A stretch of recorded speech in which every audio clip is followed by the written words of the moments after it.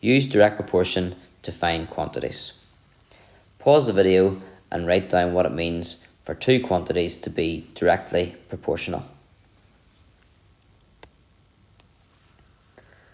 So two variables or two quantities are directly proportional if they're always in the same ratio. Pause the video and have a go at example 5 and 6. Example 5. It costs £225 to floor a room 15 metres squared. How much would it cost for 23 metres squared of the same flooring? So these are in direct proportion because as you increase the floor size, you'll increase the cost, and as you decrease the floor size, you will decrease the cost in proportion. There are a few ways you can do this. I'm going to use the unitary method first. So that means that 15 metres squared is 225. If you want to work out 1 metre squared, that would be 225 divided by 15. And that gives you 15 itself. Should have known that, it's 15 squared. So every metre squared costs £15. So if you want 23 metres squared, you can multiply 23 by 15. And that gives you £345. There is another approach we could take with this question. It is a bit more complicated, but it is good to use when the numbers get a bit tricky. So I'm going to go back through this question again. The cost is £225, and that's for an area of 15 metres squared. Now, because you're in direct proportion, the ratio of the second amount should be the same. So the cost, which we don't know, to 23, those two ratios should be the same, cost to the area. If the ratios are the same, we can write them as divisions, and they should also be the same or equivalent. And a couple of choices, you could divide that through, or you can cross multiply.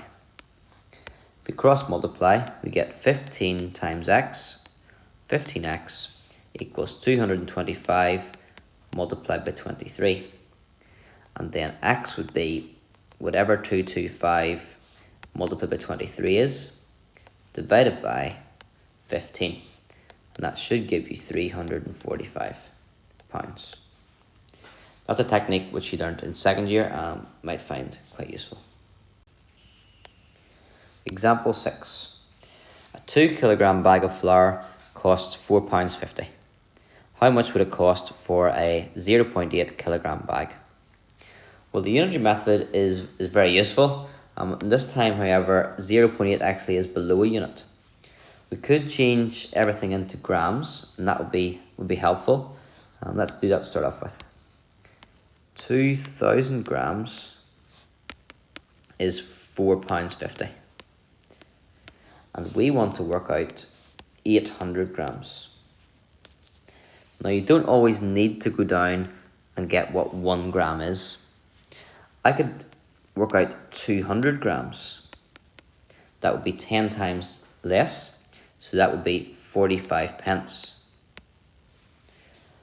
That's useful because I know that 200 grams fits into 800 grams. I can multiply this by 4 to get 800 grams. And that would give me 90 times 2, it would give me 180 pence, or it would give me £1.80. Okay? If I just quickly go through actually the unitary method, £4.50 is for 2,000 grams, so divide by 2,000 and you get 0.00225. You can maybe see why I went away from finding 1 gram. But if that's 1 gram, you can get that the cost of 1 gram and multiply it by 800 because we want 800 grams. And that will give you 1.8 or £1.80. And finally, the other option would be to use ratios. So the weight, or the mass, should say, to £4.50 should equal 0.8 to x. Write that as a fraction, so 2 over 4.5 should be the same as 0.8 divided by x. And if you cross multiply, you would get the 2x, just show you here, 2 times x is 2x, and 4.5 multiplied by 0.8 will give you 3.6. So then you can see that x would be, again, 1.8 or £1.80.